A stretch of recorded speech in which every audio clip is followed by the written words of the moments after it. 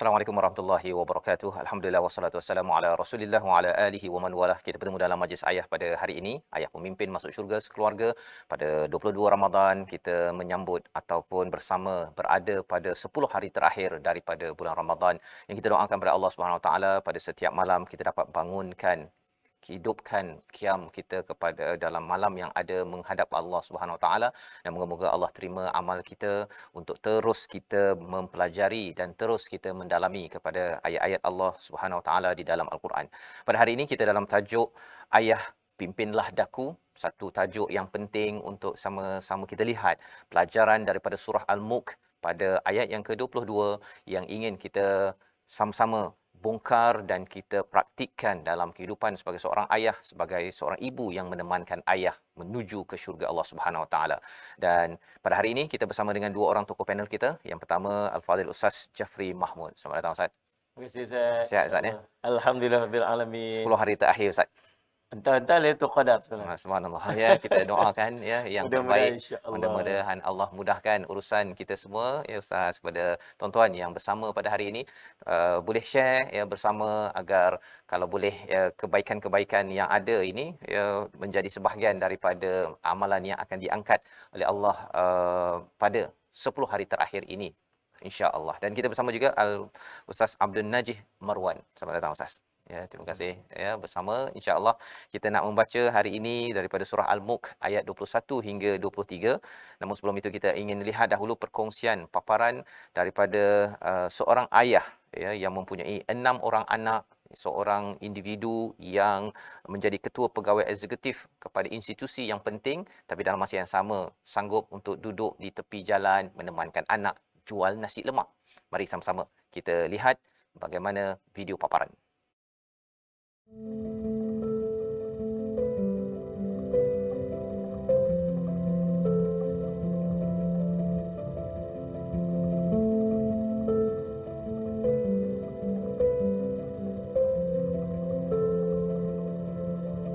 Bapa saya sebab dia seorang guru, dan dalam konteks guru dalam tahun 60-an 70-an, mereka merupakan tokoh-tokoh yang dihormati di dalam masyarakat. Berkhidmat untuk masyarakat tu merupakan satu perkara yang biasa bagi seorang guru.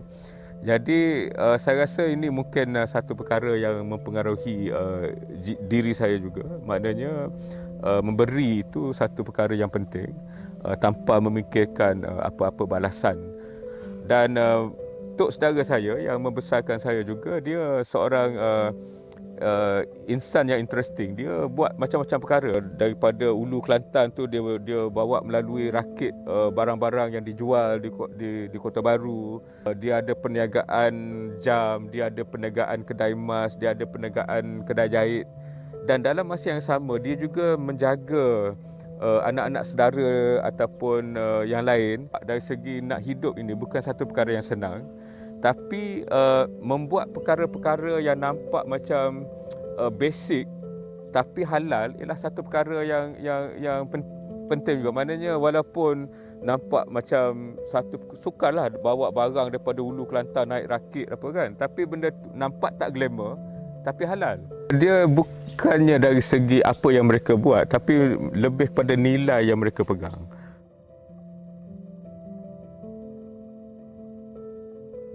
Mereka tidak malu untuk membuat perkara-perkara yang halal walaupun nampak macam biasa-biasa. Macam contohnya anak saya berniaga jual nasi tepi jalan kan. Dan mungkin ini kalau dalam konteks masyarakat, macam mana anak saya boleh jual nasi, tapi dia jual nasi tu benda yang halal. Nasi tu pun ada permintaan, ada keuntungan juga walaupun mungkin tak banyak. Tapi mereka sanggup buat benda tu. Yang seorang lagi tu jual kuih pula, pavlova. Dulu ada jual kuzi. Jadi maknanya kalau banding dengan pelajaran mereka, mungkin patutnya mereka bekerja di pejabat, jadi accountant, jadi jawatan-jawatan lain. Tapi satu itu yang mereka suka. Tapi yang lebih penting ialah ini semua pekerjaan-pekerjaan yang halal. Dan saya rasa dalam konteks sekarang ni, kita perlu tekankan yang mustahaknya halal, kena dengan ajaran Islam, walaupun tak glamour tak apa.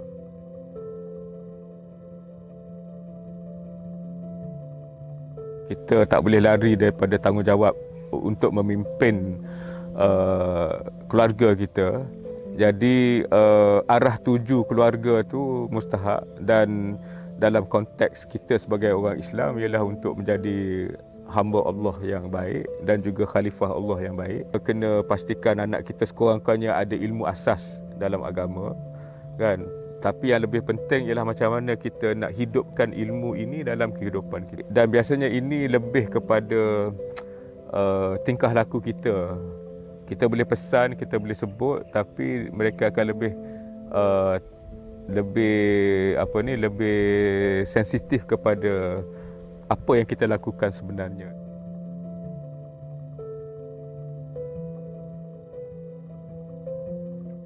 Begitulah perkongsian daripada Datuk Nik Hashyuddin bin Yusof, mantan pengarah urusan kumpulan dan ketua pegawai eksekutif Lembaga Tabung Haji, ya, yang sama-sama kita saksikan sebentar tadi, sebagai seorang anak yang mempunyai ayah sebagai seorang guru, memberi tanpa syarat dan melihat inspirasi daripada tok sedara, ya, iaitu ataupun ayah saudaranya juga yang berusaha daripada Ulu Kelantan, membawa rakit, membawa pelbagai barang untuk mendapatkan rezeki halal, bukan sekadar untuk keluarga sendiri tetapi untuk anak saudara yang lain. Jadi pada hari ini kita ingin meneruskan melihat bagaimana contoh-contoh daripada seorang ayah itu memainkan peranan yang penting, dan apakah panduan daripada Al-Quran untuk kita membongkar dan kita melihat lebih luas bagaimana seorang ayah berperanan dalam menjadi contoh, menjadi pemimpin kepada anak dan keluarga dalam menuju ke syurga Allah SWT. Kita melihat kepada surah Al-Mulk ayat 21 hingga 23 bersama dengan Ustaz Abdul Najih Marwan. A'udzu billahi minasyaitonir rajim. Bismillahirrahmanirrahim.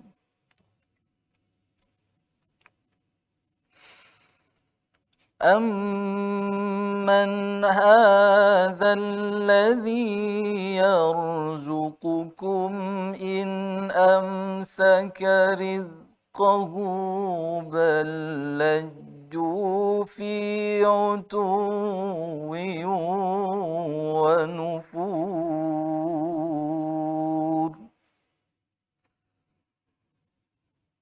أَفَمَن يَمْشِي مُكِبًّا عَلَى وَجْهِهِ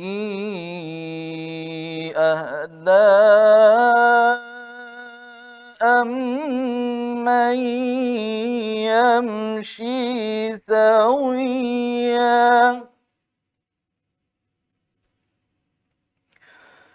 أَمَّن يَمْشِي سَوِيًّا عَلَى صِرَاطٍ مُّسْتَقِيمٍ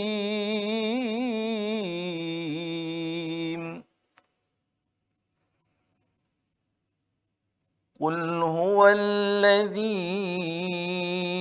أَنشَأَكُمْ وَجَعَلَ لَكُمُ السَّمْعَ وَالْأَبْصَارَ وَالْأَفْئِدَةَ قَلِيلًا مَا تَشْكُرُونَ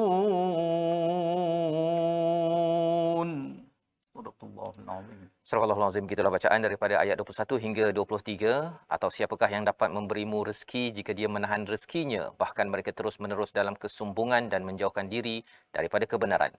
Ayat ke-22, apakah orang yang merangkak dengan wajah tertelungkup lebih terpimpin ke jalan kebenaran atau orang yang berjalan tegap di atas jalan yang lurus? Katakanlah, dialah yang menciptakan kamu dan menjadikan pendengaran, penglihatan dan hati nurani bagi kamu, tetapi sangat sedikit kamu bersyukur. Inilah 3 ayat daripada surah Al-Mulk, tuan-tuan sekalian, untuk kita sama-sama kongsikan di atas talian sekarang ini untuk beritahu kepada ibu, kepada ayah, ayah-ayah yang mungkin sedang sibuk ataupun mungkin tidak mengetahui tentang program kita pada hari ini. Kita tag nama mungkin kerana kita nak melihat bagaimana pendapat daripada ataupun perspektif daripada Al-Quran, terutama ayat ke-22.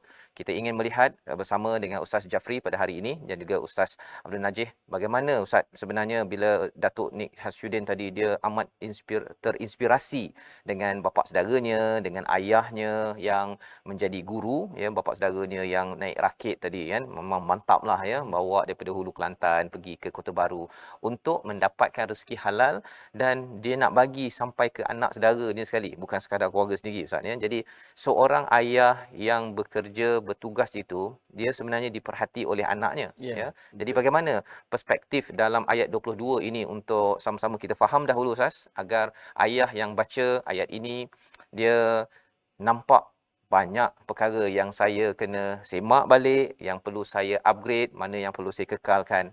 Silakan Ustaz. Bismillahirrahmanirrahim. Assalamualaikum warahmatullahi wabarakatuh. Alhamdulillah wassalatu wassalamu ala Rasulillah wa ala alihi wa sahbihi wa man tabi'ahu walah. Dalam ayat ini Allah menggambarkan tentang dua keadaan manusia. Yang pertama golongan mukmin, yang kedua ialah golongan-golongan yang kafir. Bagaimana Allah menggambarkan keadaan orang-orang yang kafir ini, subhanallah, ditelungkupkan dalam keadaan kepalanya ke bawah, kakinya ke atas. Dalam keadaan terumbang-ambing, terhoyang-hayang, kebingungan, tidak tentu arah dan tujuan. Sedangkan orang mukmin ini, subhanallah, digambarkan oleh Allah dalam keadaan berdirinya tegak. Jalan tempuhnya lurus, sallallahu alaihi Muhammad.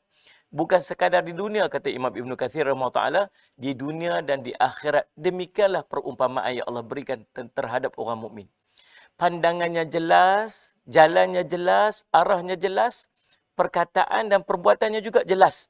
Sebab duduk dalam bimbingan dan pimpinan oleh Allah SWT. Saya pun terkesan dengan apa yang disebutkan oleh Allahumma salli ala Muhammad, Datuk tadi ni, salli ala Muhammad, bahawa subhanallah, kesan daripada yang halal itu sangat penting.